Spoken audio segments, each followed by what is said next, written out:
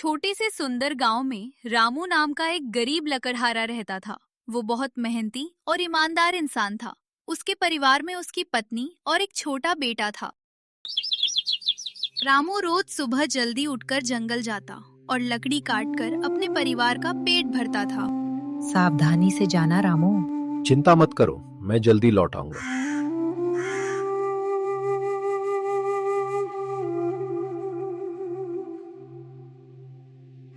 रामू रोज की तरह जंगल की ओर चल पड़ा।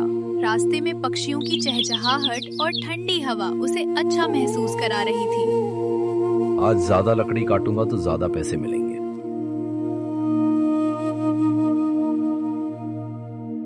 रामू को नदी के किनारे एक बड़ा पेड़ दिखाई दिया। उसने सोचा कि अगर वो इस पेड़ को काट ले तो आज ज्यादा कमाई होगी। अचानक रामू की कुल्हाड़ी उसके हाथ से फिसल गई और नदी में गिर गई। अरे मेरी कुल्हाड़ी, अब मैं क्या करूं? रामू दुखी होकर नदी किनारे बैठ गया और रोने लगा। उसे अपने परिवार की चिंता सताने लगी। अब मैं अपने परिवार का पेट कैसे भरूंगा? तभी अचानक नदी से चमकदार रोशनी निकली और एक सुंदर परी बाहर आई। नकरहारे, तुम क्यों रो रहे हो? मेरी कुल्हाड़ी नदी में गिर गई है।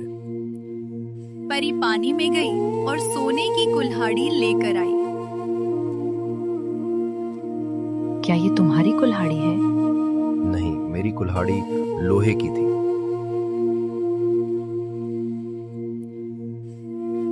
परी फिर चांदी की कुल्हाड़ी लेकर आई। क्या ये तुम्हारी है?